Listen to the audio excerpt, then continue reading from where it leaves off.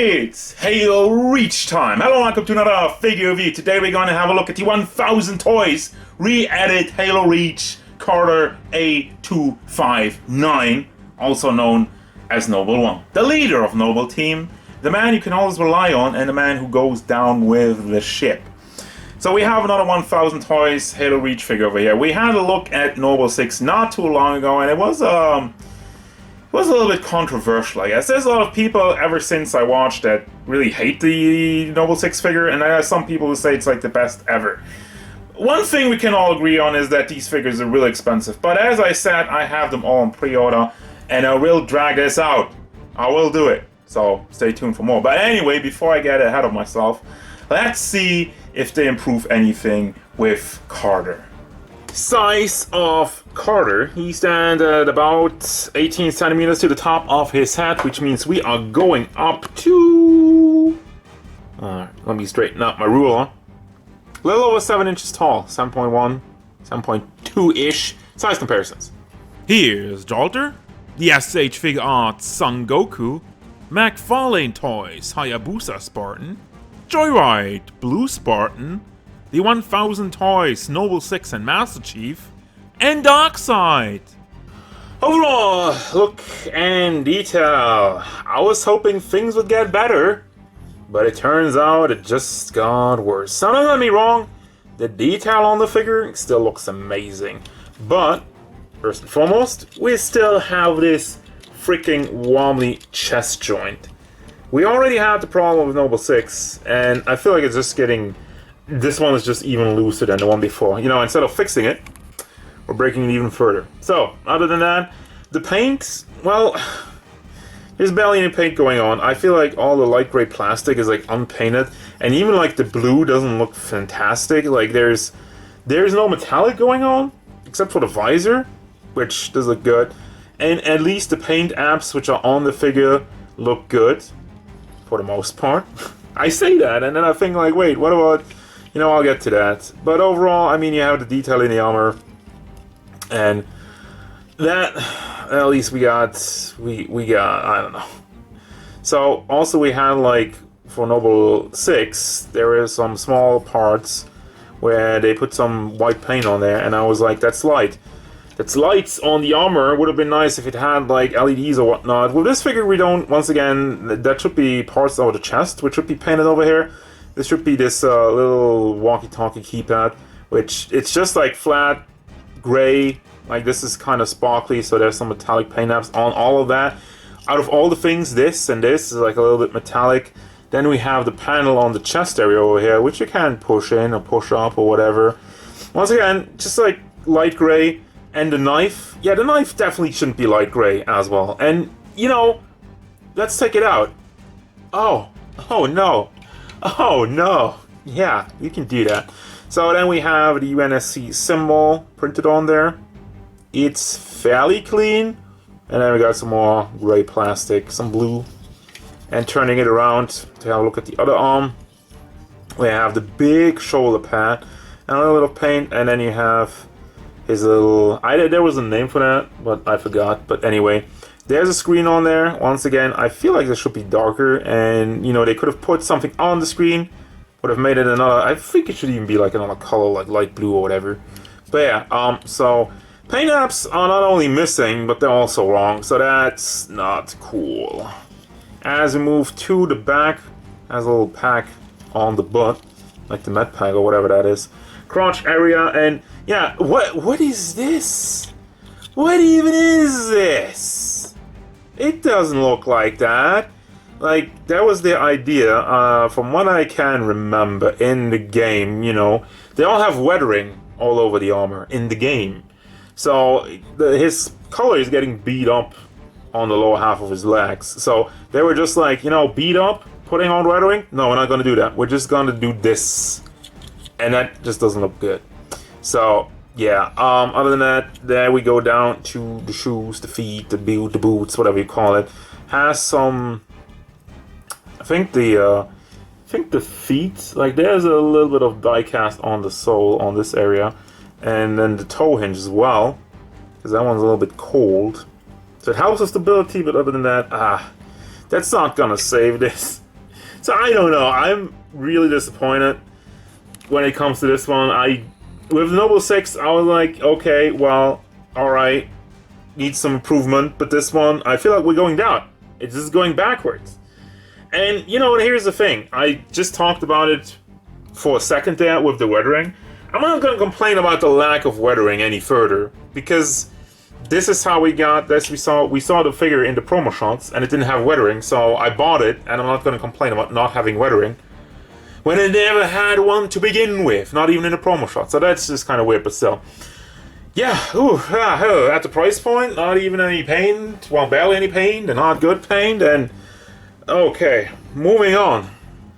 Now for the articulation, first and foremost, the head moves up and down, does tilt side to side, and does swivel all the way around. You do have neck articulation, so you can bring that forward to the back, and also tilting side to side. You can have some nice rotation in there. Then for the shoulder, which loves to pop off, let's see if it stays on there for a second. So we do have a hinge in the shoulder itself that goes into a ball, so you can shift it just a little bit. It's so freaking stiff.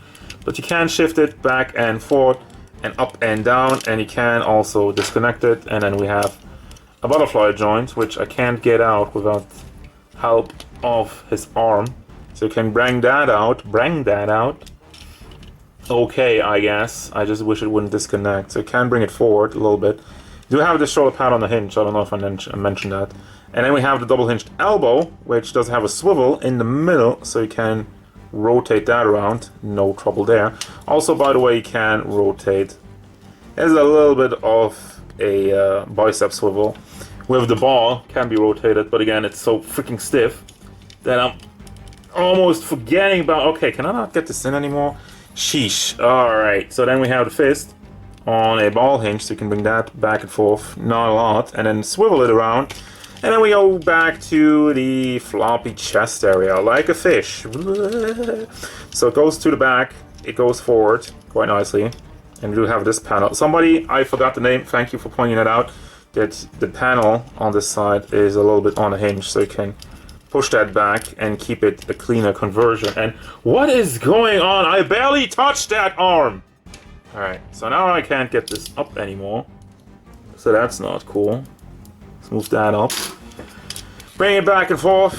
And also, yeah, I'm kind of done. The more I move on, side to side, wiggling, and can be swiveled. Like, it feels like this was rushed out the door. Because it's so close to Noble 6 also, I don't know, I have my doubts, but yeah. Leg moves up, leg moves out to the side, leg moves to the back, can be swiveled. You also have these panels on the side over here, which you can move up, so that will help with your leg movement. And has a double hinged knee. And then we have the foot on this big connection. We have like the one ball in there and another one on the lower half, so you can bring this up quite nicely. Does pivot also quite nicely if it disconnects. Doesn't disconnect. I mean, this one's actually tight. I just pushed on it a little bit too hard, but you can bring that up and down. You can even, I think, some shifting a little bit back and forth, and also almost like a swivel. And you do have also a toe hinge, so the articulation is nice if it would stay together. So these are the accessories, all act thereof. This is, by the way, the regular version, not the PX exclusive version, because that one gets you another sword, but also costs like 200 bucks. Anyway, so we do have the DMR, which is one of the most godlike weapons in Halo history. And this one, I don't know, looks like more unpainted plastic, because it's probably what it is. There's not even any layers to it. There's no detail in the visor. There's no paint on there. It looks way too bright. I don't remember the DMR being like this light gray. So that's just weird. That's just weird. And then we have hands to hold a sword. You only get a sword if you get the PX exclusive. I think that one comes with a sword. And then we have trigger finger hands. We have these kind of like open holding hands, you know, without the trigger finger. And then you have these fully open booby grab hands. And that's it. Oh, and how do you attach the weapon? Well, there's a panel in the back, and you just plug it in there. Because we've seen, like, you have this big, ugly hinge on the weapon. And there's, like, the panel. You just take that out, and you have a big hole in the back. And you have another panel on the side over here for a pistol, but whoops, he doesn't have one. Over like a grenade, whoops, he doesn't have any of those either. Final thoughts! Well, this is disappointing. I don't know, like I said at the beginning, I thought this line would get better, but it instead just got worse. So let me recap real quick. So, first and foremost, I think the figure still looks good from the mold. It articulates pretty well. I don't have any issues with those. But then we have missing paint apps. We have paint that's just flat out wrong. We have still the issue of the wobbly chest area. Everything else is nice and tight for the most part though. Then we have the lack of accessories, like the bare minimum and basics. Once again, if you get the PX exclusive version, you get a sword. Wow! $50 extra for a freaking sword. And for the record, once again, this is the regular version will cost you about $120 if you buy it from Japan. Then of course you have to pay shipping and whatnot. So it's probably ranging around $150. That's still too expensive for what we are getting.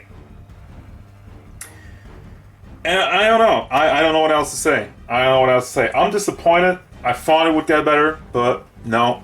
This is like the inevitable end of reach, kinda. I pre-ordered all of them, so I will review all of them, but if this continues on, I have less and less faith in any other release by 1000 Toys. So, there you have it. Anyway, watch me continue to do dumb financial decisions. Okay. Thank you very much for watching. Don't forget, if you enjoyed this review, hit it up with a like and subscribe to the channel so you can stay tuned for more figure reviews, card game stuff, and whatever Carter wants.